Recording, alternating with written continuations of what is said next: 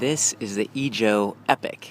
It's a folding electric bike with a lot of extra features at a pretty good price. Let me go through some of the specs on this thing. So it comes in two flavors actually. There's the Epik and then the Epik SE, which actually has a rear cassette and like 7 speeds. This one's a single speed bike, and that works out pretty well. It keeps the chain from rattling around. There's going to be less maintenance, and the gear's fairly standard. It's kind of like if you're a kid and you've got a single speed bike.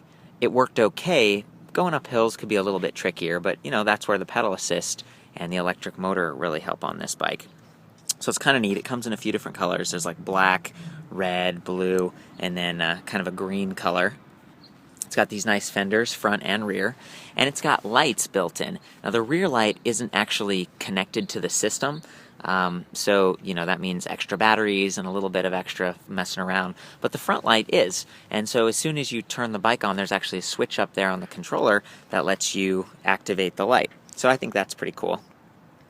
It's got that rear rack. That's just kind of handy if you're carrying around a bag or panniers or something. A lot of times you keep a bike like this on a boat or maybe in your RV, something like that, and it's just nice to have that extra carrying capacity. You've even got the little, kind of like spring-loaded gripper there, which is pretty cool. So yeah, in terms of folding, the bike is fairly easy to deal with. Let me just kind of get over there and grab the thing and show you. Just slide this up, pop that out like that, and then the frame folds right there. And you can actually see that's the battery pack, and you can charge this on or off the bike, which is super cool. Not a lot of folding electric bikes allow that, especially ones that have batteries built into the frame. I'm going to try to fold this back real quick. There we go. And it's kind of nice that they offer that, because you could take the battery off. Makes this bike even lighter weight. The bike's already pretty lightweight. It's like 37 pounds. Very liftable. The other folding points are right here. The neck sort of slides up and down, seat slides up and down or completely off, and then that folds down that way. There aren't any magnets or clasps built in to keep it folded. You might want to carry a bungee cord or something with you, but otherwise it works fairly well. I think the seat actually kind of does that swivel up, and that's because some of the other eJoe bikes have a battery that sits right there. So it's overall a pretty cool little bike, and I feel like the price point is really a good selling point here. It's under $1,500, and you've got kind of the standard rim brakes and stuff that you're dealing with. So overall, I think the components are fairly decent. And then in terms of the drive system here, what we're looking at is a 250 watt geared rear hub motor. So the gearing means that it can offer a little bit more torque, a little bit more power for the smaller size. 250 is kind of small, but that's sort of standard in Europe. And frankly, for a bike like this that's sort of lightweight, that's pretty good. It's not too bad. The battery is 36 volt, 7 amp hour. Again, right there in the down tube, you can charge that on or off the bike. And again, that's pretty, kind of middle of the range. There, 7 amp hours isn't a whole lot, but that's part of what keeps it lightweight. So, overall, decent system. It's lithium polymer, which is, it's like there's lithium ion, lithium iron phosphate, and lithium polymers, it's step up from lead acid and stuff.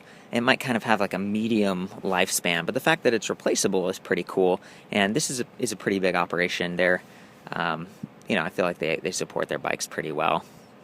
And overall, this bike rides fairly well. I've been cruising around parking lots and stuff here and alleyways, and it feels decent going over the bumps. There's no shock absorbers or seat post shocks or anything, but the tires are a little bit bigger, and they're like Kenda thorn resistant tires, but they're not pre-slimed. It's just kind of standard issue. But again, you're saving some money, and frankly, it works well enough. This only comes in one size. I'm about like 5'9". It feels pretty good. The seat's adjustable up and down. So let me just hop on and, I can show you the motor. But first, this is the control panel right here. You just turn the bike on. You can see it light up. It shows you how much power is left. There's no speedometer, nothing really fancy up here. There's 3 different modes of pedal assist, so low, medium, and high. And it uses a pedal X sensor. You can kind of see in there. So there's like a little sensor, and it just whenever your crank passes, it tells the motor activate, and then this is basically telling it how strong the motor should be. Well, the cool thing is you can actually use the trigger throttle in conjunction with the pedal X system at any time. So you can just press that and it'll go. You can stop pedaling. And if you want, you can turn off pedal assist completely and go scooter style, which works pretty well. So I was impressed. Again, I'm not super heavy, I'm like 140 pounds, but the bike, the geared motor design is pretty effective at getting you going, especially on the flats. I'm just going to put it in low here and show you the motor, and you can listen for it.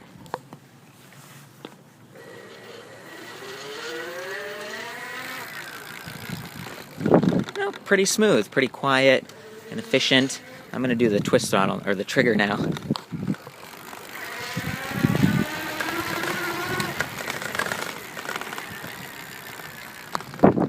Kind of what you'd expect. Not too bad, it's a fairly polished folding electric bike at a pretty good price.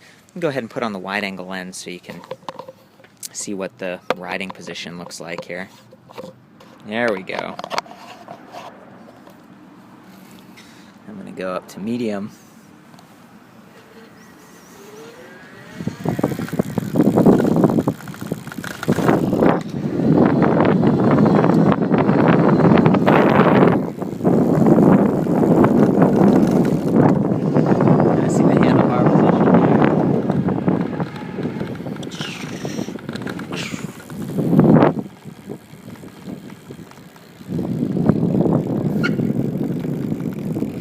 So there you go. Woo! Pull over. That's the Epik. For the full written review and more electric bikes, check out ElectricBikeReview.com. I'll see you there.